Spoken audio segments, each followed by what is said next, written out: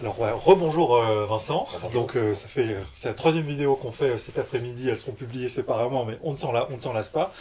Quand on a préparé cet après-midi, on s'est dit que ce serait bien de parler d'une comorbidité fréquente du TOC qui est le tic ou le syndrome Gilles de la Tourette.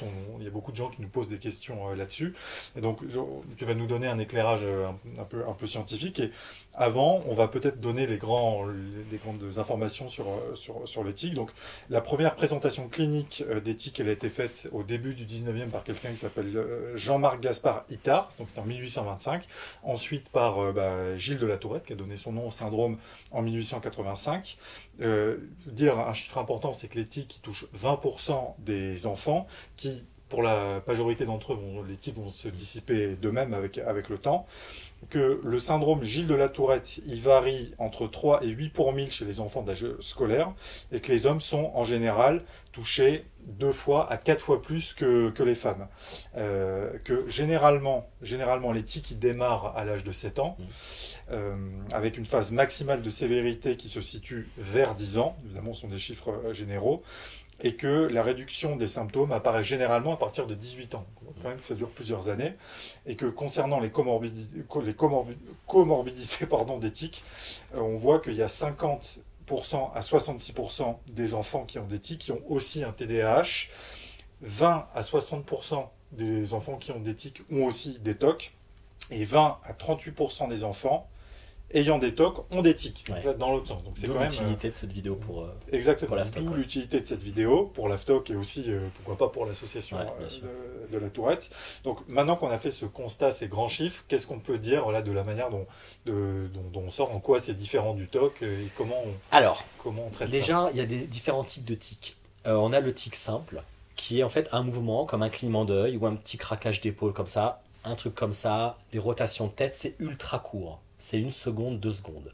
Ça, c'est ce qu'on appelle du tic moteur simple. Et après, on a les tics moteurs complexes, où il y a plusieurs groupements de muscles. Genre se lever, faire un mouvement, mais qui va durer 4, 5, 6 secondes.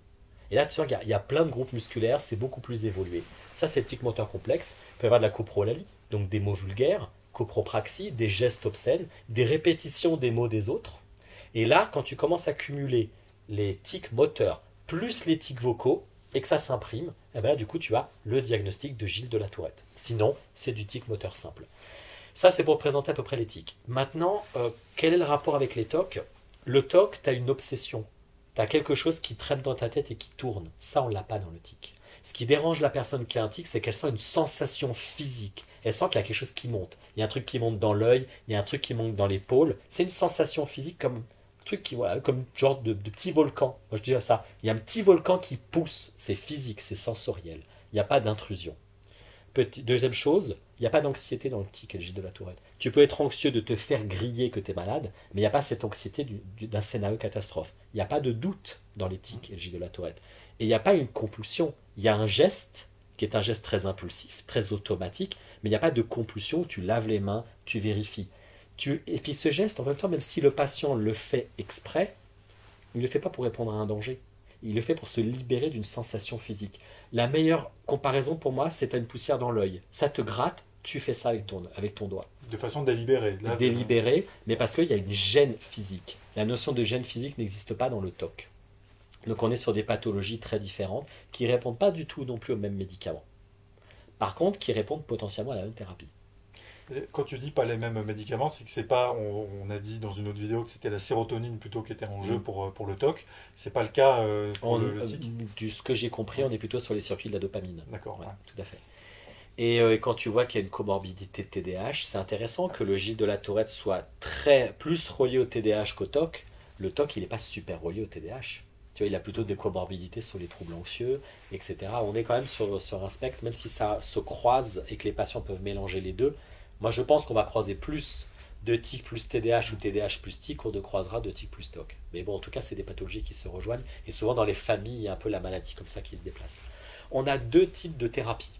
On a ce qu'on appelle le renversement d'habitude ou la réponse compétitive, où on va remplacer un mouvement par un autre. Par exemple, si mon tic, c'est de faire cette rotation-là, on va apprendre à le faire dans l'autre sens. Si mon tic, c'est d'ouvrir la bouche au max, je vais plutôt serrer les dents. Si mon tic, c'est d'écarquiller les yeux, je vais plutôt les fermer.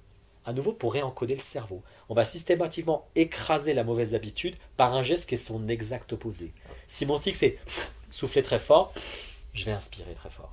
Ça, c'est la réponse compétitive, c'est le renversement d'habitude. C'est un très vieux protocole maintenant qui a montré son efficacité, qui est plutôt pas mal quand tu as peu de tics. Ce que j'allais dire, c'est que quand l'image d'Épinal du syndrome de la Tourette, c'est plutôt des tics assez Ah ouais, impressionnants. alors là, si tu t'imagines le tableau Excel, Bah ouais, alors pour ça je dois faire ça, pour ça je dois faire ça, tu vas pas t'en sortir. C'est quand tu as deux, trois tics qui se battent en duel, c'est intéressant pour les enfants.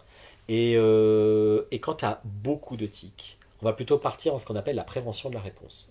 Tu vas voir finalement, avec les vidéos qu'on a fait avant, que ce qu'ils appellent la prévention de la réponse, c'est plutôt du décalage. Le but, ça se fait en deux phases, pour la réponse compétitive aussi. Tu dois retenir tous les tics pendant au moins 15 minutes. Et tu les retiens tous, sans exception. Et chez les enfants, on demande aux parents de chronométrer. Ils ont un petit cahier. Aujourd'hui, on est quel jour aujourd'hui d'ailleurs? Mais dimanche On est dimanche, je sais pas combien, mars, 31, janvier, février, mars. Oui, Ouais. c'est 31. Ouais. On est dimanche 31 mars, tu marques 18h et quelques. Premier exercice, c'est le gamin. Et il retient tous ses tics. Et les parents chronomètrent. Et dès que ça pousse et qu'il en peut plus, 2 minutes 35, le premier essai, il a tenu 2 minutes 35. C'est super. Pendant 5-10 minutes, il peut faire des tics, il se relaxe, il fait ce qu'il veut. On fait un deuxième exercice où il retient tous les tics. Et il a juste 3 exercices à faire tous les jours. Le reste de la journée, il fait des tics s'il veut. Donc on est très loin de ce conseil. Essaye de retenir tes tics toute la journée, que tous les patients ayant des tics à Gilles de la Tourette ont fait. Et ils sont tellement bombardés toute la journée qu'à la fin, ils craquent. Parce que ça pousse, ça fait un mécanisme d'écluse et ça dégueule. Là, ils ont 3 malheureux exercices à faire. Et de semaine en semaine, ils vont monter de 2 minutes à 3 minutes, à 4 minutes, à 5 minutes, jusqu'à arriver à 3 fois 15. Une fois qu'ils ont réussi à faire 3 fois 15 minutes où ils ont retenu tous les tics, on passe à la deuxième phase, qui est la phase où on va leur demander de se concentrer sur leurs tics, de faire exprès de les visualiser, voire de générer des tics exprès, et après de les retenir pendant 15 minutes. Ce qui est beaucoup plus dur parce que là, tu es obnubilé. Donc là, tous les chiffres vont redescendre et de semaine en semaine, tu vas essayer de tenir 3 fois 15 minutes. La réponse compétitive, c'est pareil. Tu fais 3 exercices le soir où tu essayes d'arriver progressivement jusqu'à 15 minutes. Les protocoles sont relativement simples.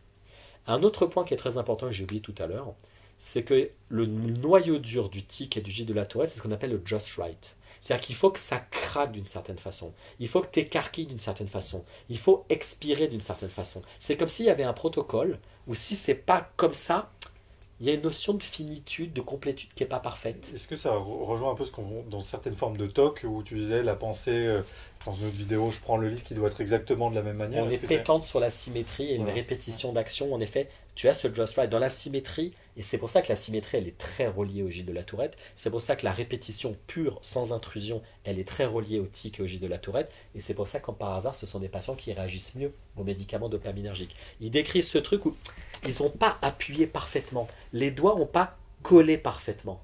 Et ils sentent, c'est comme si c'était pas fini. Ou ce besoin de caresser des coins, tu vois, d'avoir de la symétrie sur les chaussettes. Pareil, beaucoup de patients qui ont des tics, qui ne supportent pas les pulls en laine, ils ne supportent pas les bracelets de montre. Quand ils se couchent le soir, il faut poser 50 fois la tête sur l'oreiller parce que c'est pas posé comme il faut. Il y a une mèche de cheveux qui a rebiqué. Tous ces trucs de sensation physique que c'est pas comme il faut. Il y a un micro-truc qui dépasse. Ce qui n'est pas dans le TOC. Le TOC, il lave les mains parce qu'il doit éradiquer la saleté. Qu'est-ce que c'est qu'un bon lavage de main? C'est un lavage de main où tu es sûr qu'il n'y a pas de particules de saleté. Mais il n'y a pas cette notion où il faut que ça soit lavé parfaitement. Quelqu'un qui te dit je prends ma douche pour éradiquer le sale, c'est très TOC. Quelqu'un qui te dit je prends la douche et je dois te laver des pieds à la tête de manière parfaite, comme si j'étais en train de crayonner une feuille de papier, il y a de la saleté derrière. C'est pas fondamentalement la saleté. Le corps doit être lavé dans son intégralité, sinon je me sens incomplet. Tu es beaucoup plus dans un truc de symétrie et un truc qui ressemble beaucoup au tic. Et ça va résister en thérapie et ça va résister aux antidépresseurs. Donc ce qui domine, c'est le just right. Il faut que la sensation physique soit terminée. Il faut que c'est craqué d'une certaine façon. Si je sens dans mon mouvement que j'ai craqué 1 millimètre pas comme d'hab, je vais devoir le refaire. Refaire jusqu'à entendre le bon crack. Tu vois? Ouais. Et c'est ça qui est très différent du TOC. Tu n'as pas du tout cette notion-là dans le TOC. Cette notion d'aller jusqu'au bout fait qu'il y a des patients qui se blessent. Ils se font mal, ils ont des torticolis, ils s'abîment les dents, etc. Et il y a des patients qui se blessent, en effet, qui peuvent se mordre la langue et tout. Après, quand tu vas, les patients peuvent se faire des douleurs physiques. Ça, c'est classique dans le tic. Les patients qui en arrivent à se faire des blessures graves, généralement, ils ont quand même une autre pathologie à côté, une pathologie impulsive. Et c'est l'impulsivité de cette maladie qui se fout dans le tic ou le Tourette et qui décuple jusqu'à se faire mal. Mais se faire craquer la tête jusqu'à avoir des douleurs, c'est un gros classique. Parce que ça n'a pas craqué. Tu regardes les vidéos sur YouTube de Billie Eilish, c'est hyper intéressant parce qu'elle est sortie du placard, elle parle de son tourette. Il y a une vidéo, elle est en studio d'enregistrement, elle est prise d'une crise, et elle dit, elle fait tourner sa tête, et elle dit, c'est pas comme je veux. Elle n'a pas obtenu la rotation parfaite. C'est pas un truc que tu auras dans le TOC. Le TOC, tu as une pensée intrusive, ok, tu fais ton geste pour éradiquer l'intrusion, mais tu n'as pas cette notion que le geste doit être parfait. Certains patients, je disais tout à l'heure, éradiquent la pensée avec un geste parfait. Mais le but, c'est d'éradiquer la pensée. Là, dans le tic et le tourette, c'est le geste pour le geste. C'est le geste pour le geste parce que soit le petit volcorde ne s'est pas calmé, soit parce qu'en effet, ton cerveau dit, c'est pas conforme. C'est comme quand tu passes ta carte de crédit, puis ça bip pas, tu vois. Tu dois refaire jusqu'à ce que ça soit conforme. Et pour le syndrome de la Tourette, où là on est sur une forme extrême de tic, c'est la même chose. Enfin, c'est le même protocole. Soit en effet, tu fais 3 exercices et tu montes de minute en minute jusqu'à tenir 15 minutes, avec inversion du geste. Mais pour un Tourette, ça va tellement loin que c'est plus simple de faire de la prévention de la réponse. Ouais, après, pourquoi je disais que ça ressemble au décalage? Parce qu'on ne demande pas aux patients d'interdire le tic. On demande aux patients de tenir 15 minutes. C'est un décalage. Ouais, c'est un décalage. Pendant 15 minutes, essayez de tout retenir. Une fois qu'on a dépassé 15 minutes, faites tous les tics que vous voulez, qui étaient en stand-by. Ça, c'est pas un problème. Et en fait, tu réencodes le neurone, et au fur et à mesure des semaines, les patients disent que le reste de la journée, ils ont de moins en moins de tics qui vont venir. Avec ces 3 malheureux exercices de réponse compétitive, où on remplace le geste par un autre, ou simplement où on retient tous les tics sans exception. Mais les patients, ils ont du mal au début. Les parents chronomètrent, oui, chronomètrent. Parfois, tu as 2 minutes, 8 minutes, 1 minute 50. Parce qu'ils fatiguent. Ou alors 2 minutes, 4 minutes, 6 minutes. Ou 8 minutes, 10 minutes, 30 secondes. Parce que c'est fatigant. Puis t'imagines quand tu fais 3 fois 15 minutes, il faut récupérer 45 à 60 minutes le soir entre les devoirs scolaires, le repas familial et compagnie. C'est un protocole qui est très simple, confortable, mais ça demande beaucoup d'organisation pour l'insérer dans la journée du gamin. Donc voilà, c'est le protocole. Et là, pour le coup, les gens peuvent le faire à la maison. Parce qu'il est quand même pas mal.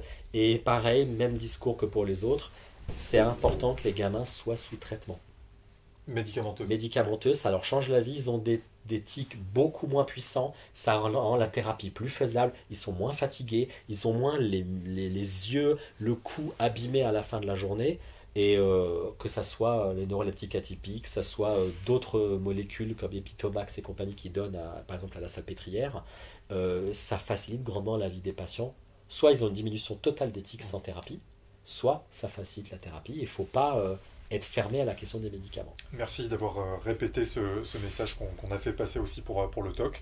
Il y a une chose importante aussi que tu m'as dit en préparant la vidéo sur le tic, c'est que tu pouvais, dans le cadre du protocole, faire des rechutes extrêmement brutales et que c'était normal. Alors, il y a 3 choses hyper importantes avec les 2 protocoles. Le premier protocole, c'est qu'il y a énormément de patients, une fois qu'ils ont fait leurs 3 exercices, comme ils ont retenu les tics, ça fait un effet d'écluse, après ça dégueule. Donc ils se disent, waouh, mais la thérapie, elle ne me permettra jamais de guérir. Ce phénomène apparaît dans les premières semaines de thérapie et il s'effondre naturellement. Donc il ne faut pas s'inquiéter.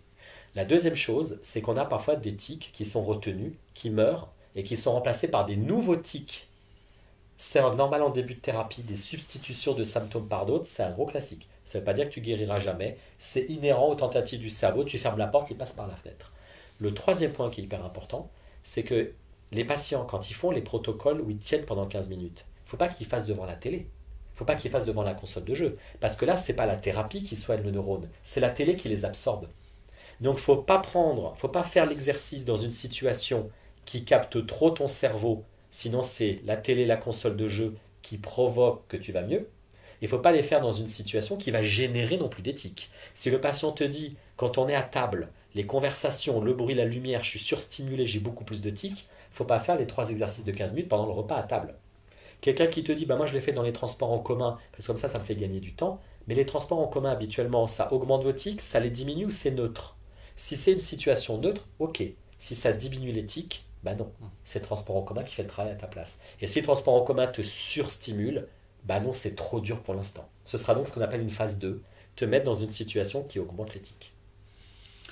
Eh ben, merci beaucoup Vincent pour cet éclairage très précieux sur la différence entre TOC et TIC. On comprend mieux de quoi il s'agit, on voit les différences et les points de recoupement entre les deux. Et de toute façon, on aura d'autres occasions de refaire des vidéos sur ces thèmes-là. Et merci beaucoup d'avoir dédié un dimanche après-midi entier à faire des vidéos. 31 mars. Dimanche 31 mars. Merci. Ça marche toujours. Ça marche toujours.